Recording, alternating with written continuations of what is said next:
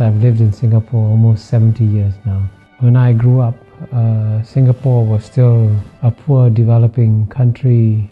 Our per capita income when we became independent was $500, the same as Ghana in Africa.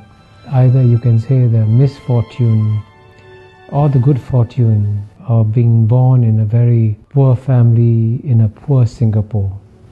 So when I was 6 years old, when I went to school for the first day, we were weighed at school. They wanted to see how heavy we were. And I was declared undernourished.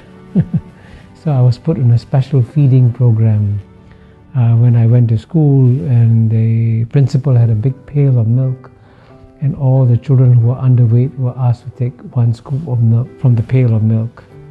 And our house in Singapore had no flush toilet. There was crime and riots, gangster fights in my neighborhood. So in a sense, I grew up in what you call a typical third world environment. And it's quite remarkable that in my lifetime, Singapore has gone from being a third world country to a first world country. And I have lived through this remarkable transformation. I was Dean of the Lee Kuan Yew School of Public Policy for 13 years, from 2004 to 2017.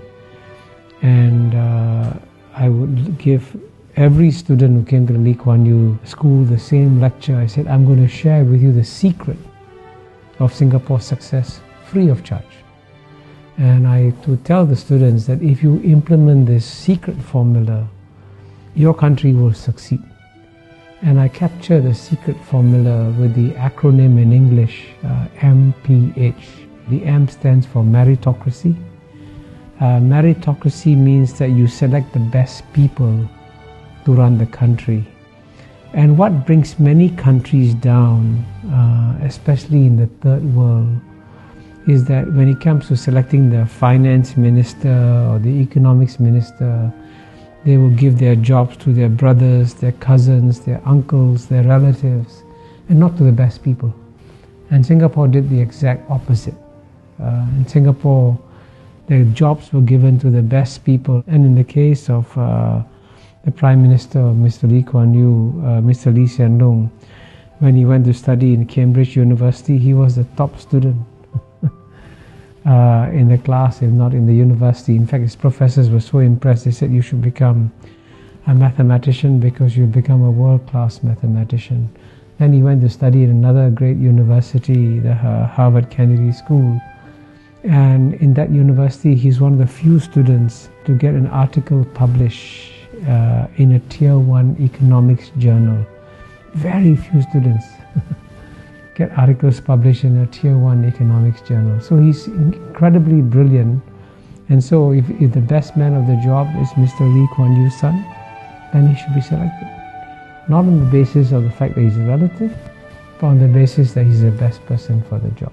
So meritocracy is the first pillar of Singapore's secret formula. The second pillar is P, and P stands for pragmatism. Pragmatism is an English word, and it's an English concept. But the best definition of pragmatism was given by China's leader, Mr. Deng Xiaoping, when he said it doesn't matter whether a cat is black or a cat is white. If the cat catches mice, it is a good cat. So in the same way, it doesn't matter what your ideology is. If it works, you use it. So Singapore was very pragmatic. So it would take some policies that are capitalist and some policies that are socialist, and it would mix them up.